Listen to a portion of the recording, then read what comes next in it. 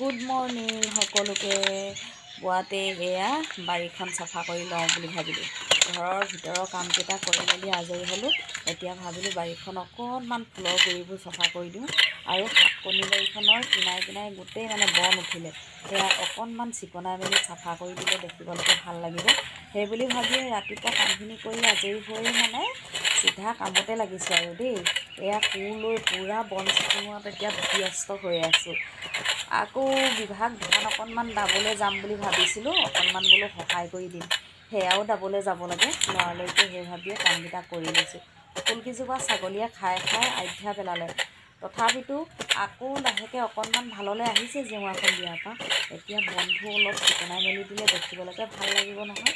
সেইবাবে একদম বনবোৰ চিকুণাই অলপ মুকলি কৰোঁ বুলিয়ে কামত লাগি গৈছোঁ দেই। ঠাণ্ডা বতৰ তাতে অকণমান এইবোৰ কাম কৰি দিলে গাটো গৰম লাগিব, ভালেই লাগিছে কৰি। পিছে মই মাজে মাজে এইবিলাক কাম কৰিয়ে থাকোঁ দেই। প্ৰায় বৰ লেতেৰা পেতেৰা হৈ থাকিলে মোৰ ইমান ভালো নালাগে। ঘৰৰ ভিতৰে হওক বা বাহিৰে হওক মই অকণমান চাফ চিকুণ হৈ থাকিলে ভাল পাওঁ। সেইবাবেই এইবোৰ কাম কৰি থাকোঁ মই। ভাত পানী খাই বৈ আজৰি হৈ এইবাৰ ধান দাবলৈ বুলি ওলাই আহিলোঁ। এয়া চাওকচোন, এইডোখৰ ইমান ওপৰৰ পৰা তললৈ নামিব লাগে নহয়, পাহাৰৰ নিচিনা লাগে একেবাৰে। দেখিছেনে ইমান ওপৰৰ পৰা নামিছোঁ।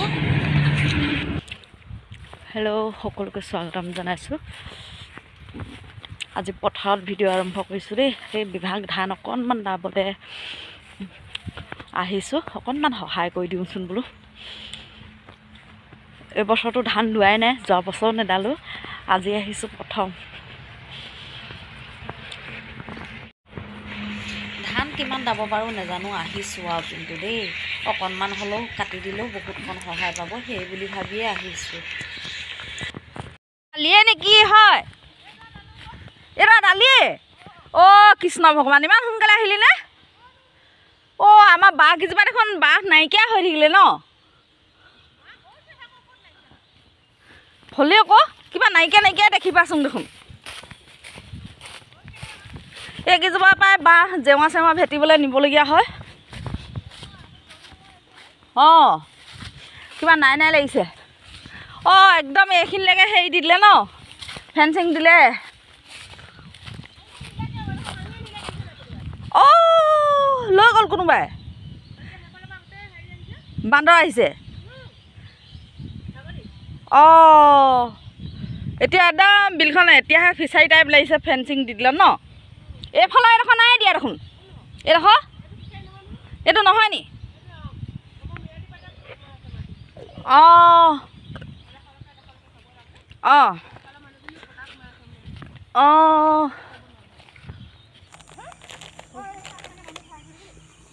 চানা নাখাওঁ, কেনেকুৱা চানা, জ্বলা যদি নাখাওঁ। জ্বলা চানা খাব নোৱাৰোঁ। তামোল খাই দেখিছেনে ৰাইজ অকল? ধাননি পথাৰত জোক ওলাইছে, বৰ ডাঙৰ ডাঙৰ জোক।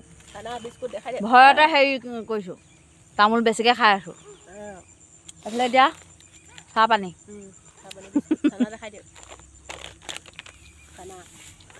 চানাটো মই এনেও নাখাওঁ, এইটো জ্বলা বাৰু। তহঁতি খা। এইডোখৰত ভয় লাগিছে খালি দেই, জোক নাই, জোক এইডোখৰত এই আলিটোত জোক নোলায়। মোক পানী বটলটো দে বাৰু, মুখখন অকণমান কুলকুলিয়াই লওঁ। চাহ খোৱা পৰ্বটো তেতিয়াহ'লে কৰি লওঁ। চাহ খাইছোঁ দেই ধাননি পথাৰত।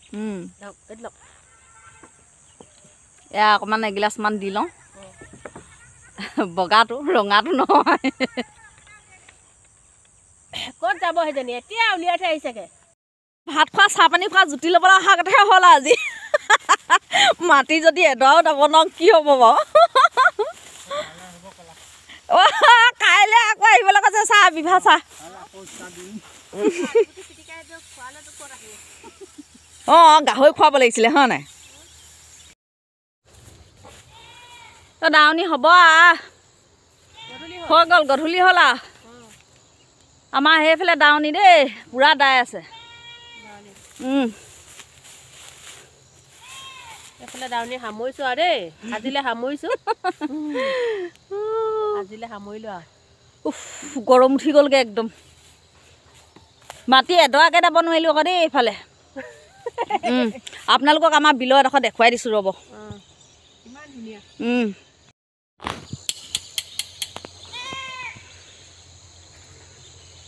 আমাৰ বিলৰ এইবোৰ চাওক চবফালে ফেঞ্চিং দিয়া আছে ইমান ধুনীয়া ধুনীয়া চৰাই পৰি থাকে সেইবোৰ কেনেকৈ উৰি গৈছে চাওকচোন ঢেৰ চৰাই ফেঞ্চিংখনৰ পৰা ধৰিব পৰা নাই ভালকৈ অ'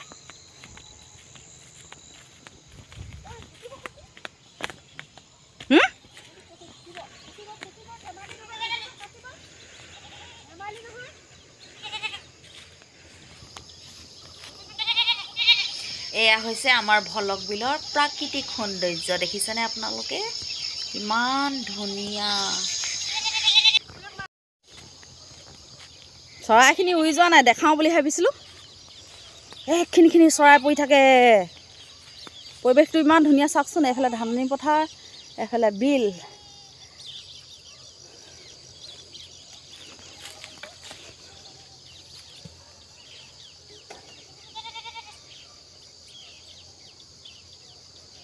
চৰাইবোৰ উৰি নগৈছে ন সন্ধিয়া হৈছে এতিয়া নাযায় সিহঁতি সেইখিনি চৰাই চাওক কিমানখিনি চৰাই বাপৰে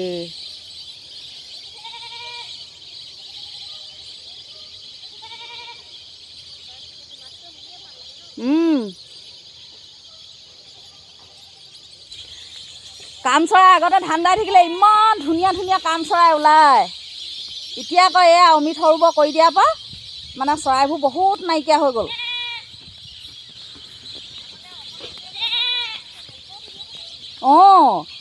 গোটেই মানে মেটেকাৰ ওপৰত আৰু বামলৈ আহে হেৰি চৰাইবোৰ কি কয় কাম চৰাইবোৰ ইমান ধুনীয়া লাগে এতিয়া নাই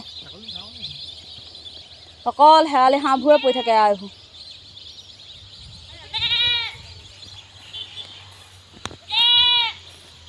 এনেকৈ ফেঞ্চিং দি ফিচাৰী বনাই এতিয়া বেয়াহে হ'ল এটা প্ৰকাৰে ভাল হ'ল এটা প্ৰকাৰে বেয়া হ'ল ন এই খেতি মাটিখিনিৰ কাৰণে বেয়া হ'ল এডোখৰ এতিয়া পুখুৰী টাইপৰ হ'ল পানীটো ওলাই নাযায় ন ধাননি পথাৰ এইবাৰ কেইবাৰ মাৰিলে 3বাৰমান মাৰিলে আকৌ ন 3বাৰমান বানপানীয়ে বুৰিলে এতিয়াহে যেনে ধানকেইটা ভালেই হ'ল বাৰু ইমান বেয়া নাই হোৱা